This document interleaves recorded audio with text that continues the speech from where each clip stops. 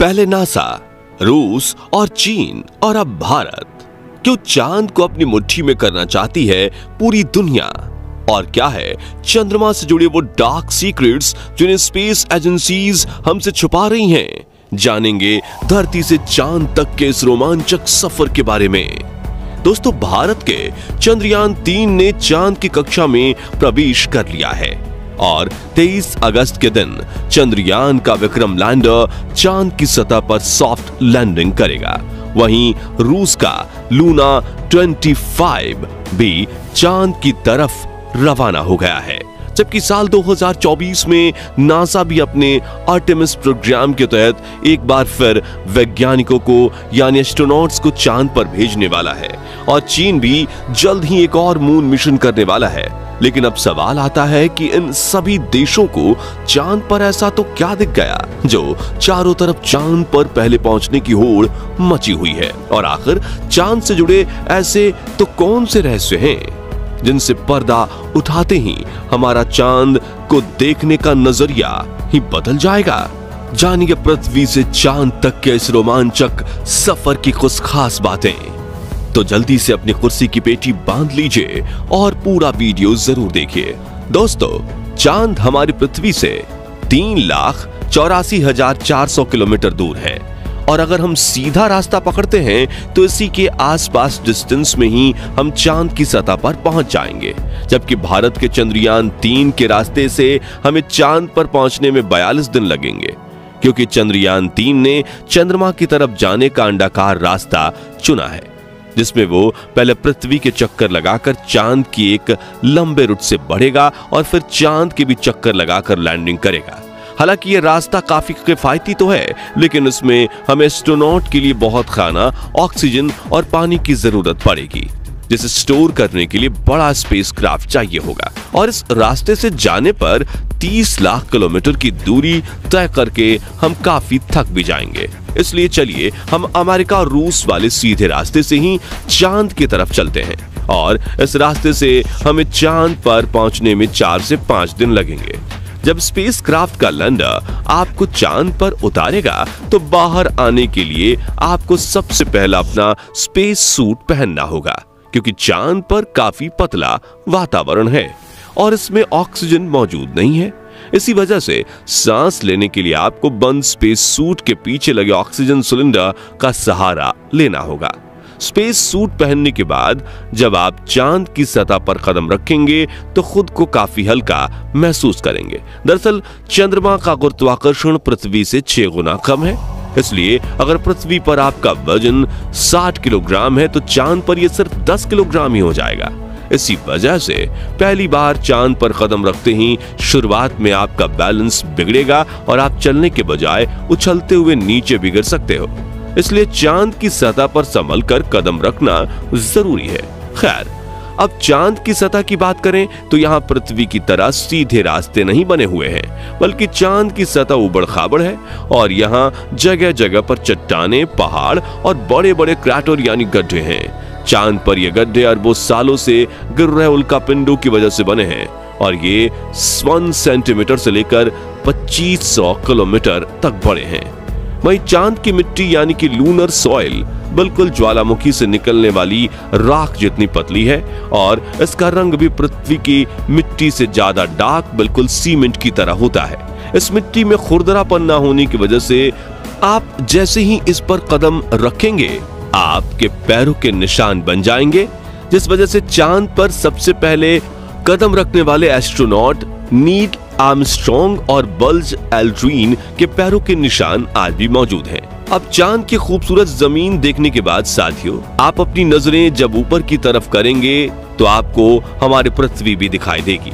जी हाँ, जैसे पृथ्वी पर चांद का उदय होता है वैसे ही चांद पर भी पृथ्वी का उदय होता है। बस फर्क इतना है कि पृथ्वी से देखने पर चांद काफी छोटा लगता है और चांद से देखने पर पृथ्वी बहुत बड़ी दिखाई देती है और यहाँ से धरती की खूबसूरती देखकर आप मंत्रमुग्ध हो जाओगे। अब अगर आप चांद के उत्तरी ध्रुव पर लैंड करोगे तो आपको अपने आसपास भूतकाल में फैले हुए स्पेस मिशन के स्पेसक्राफ्ट और सैटेलाइट के टुकड़ों के साथ प्लास्टिक बैग में भरा हुआ कूड़ा भी दिखेगा।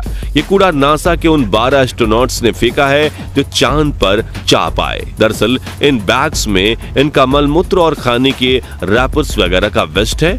वहीं अगर आप चांद के दक्षिणी ध्रुव पर उस जगह उतरते हैं जहां 4 साल पहले चंद्रयान 2 क्रैश लैंड होकर गिरा था, तो वो आज भी आपको उतनी बुरी कंडीशन में नहीं मिलेगा, क्योंकि क्रैश लैंड होने के बाद ना तो वो बारिश और ना ही तूफानी बवंडर से रूबरू हुआ है। इसलिए अगर आप उसे अपने स्पेसक्राफ्ट में फिट करके पृथ्वी पर वापस ले आए तो उसे ठीक करके वापस भेजा जा सकता है। दोस्तों, आप ये तो जानते ही होंगे कि स्पेस के सभी सेलेस्टियल ऑब्जेक्ट्स पर अचानक उल्कापिंडों की बारिश हो जाती है। ये तो अच्छा है कि पृथ्वी की मैग्नेटिक फील्ड इन उल्कापिंडों को या तो साइड में धकेल देती है या फिर ग्रेविटी और एटमॉस्फेयर इसे धरती तक पहुंचने के पहले ही जलाकर राख कर देते हैं। लेकिन चांद की मैग्नेटिक फील्ड पृथ्वी के मुकाबले काफी कमजोर है। इसकी ग्रेविटी भी कम है और यहाँ घना वातावरण भी मौजूद नहीं है। इसी वजह से चांद पर लगातार उल्कापिंडों की बारिश होती रहती है। ऐसे में कोई भी उल्कापिंड गिरकर आपको पल भर में मौत के घाट उतार सकता है। इसलिए आपको उल्कापिंडों पर नजर लगाए बैठे कमांड सेंटर के वैज्ञानिकों से लगातार संपर्क बनाए रखना होगा। अब अगर आप सोच रहे हैं कि आप अपने किसी दोस्त या फिर लाइफ पार्टनर को चांद पर साथ लेकर जाकर गप्पे लड़ाते हुए अपने मून मिशन पर काम करें, तो आपको बता दें कि ऐसा मुमकिन नहीं है, क्योंकि चांद पर वातावरण ना होने की वजह से साउंड वेव ट्रैवल नहीं कर पाती। यानी कि अगर आप अपने साथी को कुछ बोलेंगे तो वो आपके होंठ हिलते हुए तो देखेगा, लेकिन आपकी आवाज नहीं सुन पाएगा। इतना ही नहीं, चांद पर आपको अपनी आवाज तक नहीं सुनाई देगी, मानो जैसे मोबाइल की तरह किसी ने आपको भी साइलेंट मोड पर डाल दिया है। हालांकि एस्ट्रोनॉट्स चांद पर एक प्रेशराइज्ड स्पेस सूट पहनते हैं, जिसमें साउंड वेव को ट्रैवल करवाने के लिए नाइट्रोजन और ऑक्सीजन की मदद से कृत्रिम वायुमंडल बनाया जाता है। साथ ही इन्हें एक माइक्रोफोन वाली हेडफोन पहनाई जाती है, जिसके जरिए ये अपनी साथी और कमांड सेंटर की आवाज सुन सकें और जवाब भी दे सकें। अब दोस्तों, चांद पर अपने काम को पूरा करके जब आप सोने जाएंगे तो सुबह आपको सूरज की रोशनी नींद से नहीं जगाएगी, क्योंकि चांद को अपनी धुरी पर घूमने में 28 दिन लगते हैं, जिस वजह से चंद्रमा पर एक दिन 14 दिन का होता है और 14 दिन की रात होती है। यानी कि वहां एक दिन रात पृथ्वी के 28 दिन के बराबर होता है।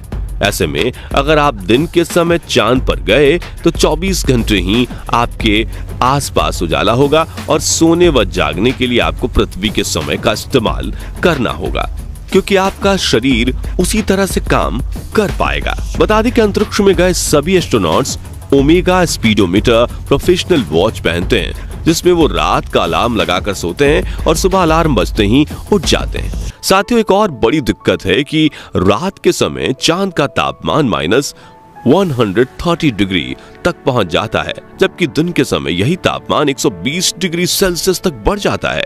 वैज्ञानिकों द्वारा की गई खोज के मुताबिक चांद के हर हिस्से का तापमान अलग अलग होता है और इसमें से सबसे खतरनाक जगह पर चांद के दक्षिणी ध्रुव में मौजूदा डार्क साइड। आपको बता दें कि चांद के इस इलाके में काफी बड़े बड़े गड्ढे हैं और कई अरबों सालों से यहाँ सूरज की रोशनी नहीं पड़ी है। इसलिए इन क्रैटर्स का तापमान -230 डिग्री तक पहुंच जाता है। इतने कम तापमान में स्पेसक्राफ्ट के उपकरण काफी ठंडे पड़ जाते हैं और कुछ तो इस तापमान की मार झेल नहीं पाते। इसी वजह से दुनिया के किसी भी देश ने चांद के दक्षिणी ध्रुव में लैंडिंग नहीं की है और यही वजह है कि भारत अपने चंद्रयान 3 को वहां पर दिन के समय में ही उतारने वाला है, ताकि तापमान ज्यादा ठंडा ना रहे। और इस लैंडिंग के साथ हम दुनिया के वो पहले देश बन जाएंगे जिसने चांद के दक्षिणी ध्रुव पर फतेह हासिल की है। दोस्तों, चांद अपनी धुरी पर एक चक्कर लगाने में 28 दिन लेता है, वहीं इसे पृथ्वी का एक चक्कर लगाने में भी उतना ही समय लग जाता है। इसलिए हम चांद का सिर्फ एक हिस्सा आज तक देख पाए हैं और अगर आप चांद के पिछले हिस्से के अंधेरे वाले इलाके पर पहुंच गए तो आपके साथ काफी खौफनाक चीजें हो सकती हैं। बता दें कि चांद पर कई सालों से रिसर्च कर रहे कुछ वैज्ञानिकों का यह भी कहना है कि भूतकाल में वहां कोई एलियन सभ्यता बसी थी। और आज भी चांद के डार्क जोन में एलियन मौजूद हो सकते हैं। हालांकि आज तक किए गए सभी मून मिशन में हमें उनकी मौजूदगी का कोई पुख्ता सबूत नहीं मिल पाया है, लेकिन अब चांद के इस रोमांचक सफर को यहीं पूरा करके अपने स्पेसक्राफ्ट में बैठकर पृथ्वी पर वापस लौट आते हैं और ये जानने की कोशिश करते हैं कि वैज्ञानिकों को चांद में इतनी दिलचस्पी है क्यों। तो इसका मुख्य कारण ये है कि आज से 450 करोड़ साल पहले जब एक ग्रह पृथ्वी से आकर टकराया था, तब पृथ्वी का एक हिस्सा टूटकर धरती से 4 लाख किलोमीटर दूर चला गया और पृथ्वी की परिक्रमा करने लगा, जिसे हम चांद के नाम से जानते हैं। इसी वजह से इसके क्रस्ट में पृथ्वी की तरह ही कई महत्वपूर्ण खनिजों की मौजूदगी हो सकती है। वही चंद्रयान 2 ने चांद की सतह पर वाटर आइस और हाइड्रोक्लिल्स के रूप में पानी की खोज की है, जो इंसानों के जीवन के लिए काफी जरूरी है। इसके अलावा अंतरिक्ष में चांद ही पृथ्वी के सबसे करीब है, इसलिए भविष्य में वहां जाकर बसना हमारे लिए काफी किफायती साबित होगा। वहीं यहाँ पर हम एक लूनर स्टेशन भी बना सकते हैं। इन्हीं कारणों की वजह से सभी स्पेस एजेंसीज चांद में सबसे ज्यादा दिलचस्पी दिखाती हैं। तो दोस्तों, अगर भविष्य में मौका मिले तो क्या आप चांद पर जाकर बसना चाहेंगे या नहीं? कमेंट करके जरूर बताइए। और वीडियो जरूर पसंद आया होगा तो जल्दी से इसे लाइक और शेयर करके हमें सपोर्ट कीजिए। साथ ही जानकारी से भरपूर ऐसी रोमांचक वीडियोस देखते रहने के लिए हमारे चैनल को सब्सक्राइब और फेसबुक पेज को फॉलो जरूर करें। धन्यवाद।